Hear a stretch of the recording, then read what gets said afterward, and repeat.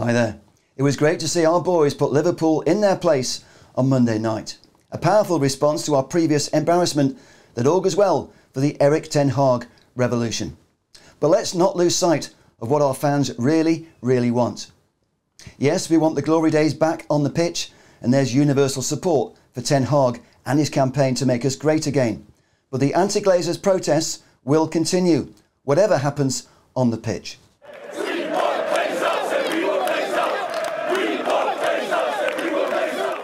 Meantime, I'm happy to report the club have apologised to fans Alex and Jon Nield, who had their anti-Glazer flags confiscated before the Liverpool game.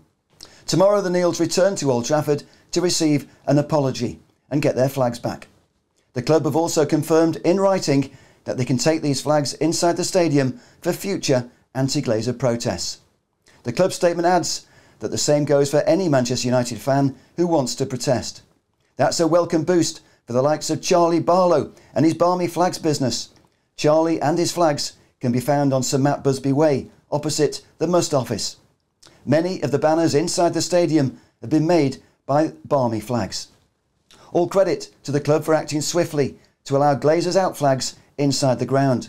But I still urge fans to be careful with your wording. Hate speech and offensive flags will still be barred. I'd also like to praise the club for the way they've respected the fans' right to protest outside the stadium. On the whole, policing has also been respectful, but don't think fans will stop protesting if fortunes continue to improve on the pitch.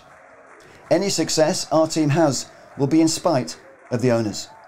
After 17 years of neglect, fans won't be fooled by money being spent on new signings. Every penny spent on the transfer market since the Glazers took charge has come from money earned by our football club. That's money earned by Manchester United Football Club. It's not the Glazers' money. All they've done is burden the club with massive debts and constantly taken out huge dividends. They can't buy forgiveness simply by using the club's money to buy popularity. The message remains loud and clear: we want our club back. On the whole this season, the media has also been respectful of the fans' campaign to remove the Glazers. A campaign emboldened by the emergence of Michael Knighton's consortium and followed by Britain's richest man, Sir Jim Ratcliffe, declaring his interest in joining the fight to remove the Glazers. It was great to see Michael Knighton receive universal support from fans outside the match on Monday night. I can tell you that only makes him more determined to play his part. Michael Knighton is a genuine football fan who loves our football club, and that's why he's so popular with ordinary supporters who can sense he's genuinely doing his best to make things happen.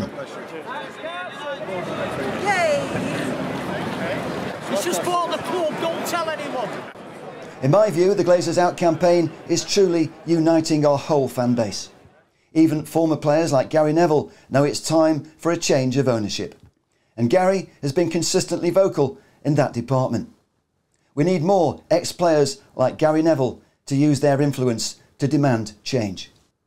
Meantime, please don't get confused by the odd rogue report by malicious journalists who try to paint a different story. Sky News football correspondent Rob Harris was bang out of order this week with his condemnation of United's loyal supporters who want the Glazers out. His suggestion that fans have mounted an incoherent campaign against the owners could not be further from the truth. The digital campaign and peaceful protest managed by the 1958 group have been the most coherent and lucid we've seen at any time over the last 17 years. The activism, writes Harris, lacked lucid arguments against the American ownership. Sorry, Rob, but did you actually do any research before writing this nonsense? And you let your company down with your malicious reporting. When you falsely claimed United fans sang about Hillsborough, that was dangerous and divisive misinformation that has to be called out. Any chance of murderers were unconnected with the anti-Glazer protest and specifically relate to Heysel. There's a big difference. But maybe you're too young to remember the 39 who died in Heysel and the fact 14 Liverpool supporters were convicted of involuntary manslaughter.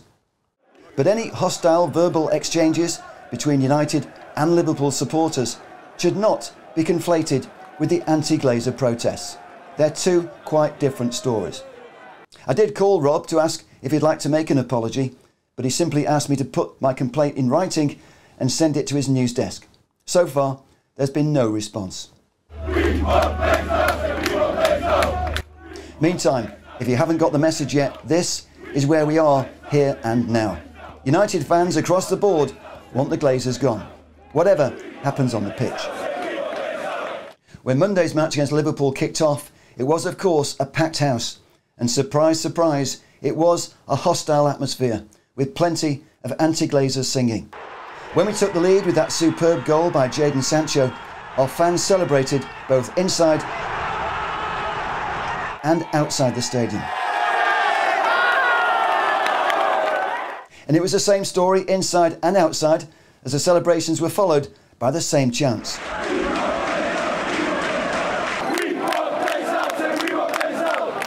Across the way at Hotel Football, fans joined in the celebrations at the full-time whistle. All United fans are jubilant at the way our boys put Liverpool in their place. Now it's time to put the heat on the owners. It's time to knock the Glazers off their perch. The protests will continue.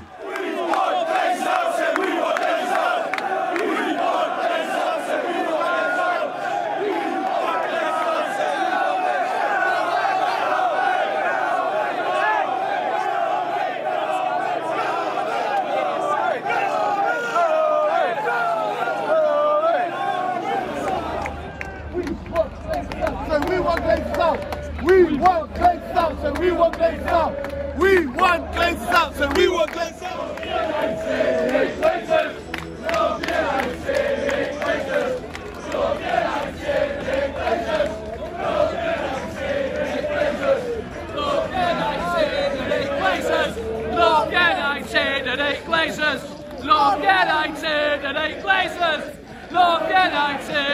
Glazers!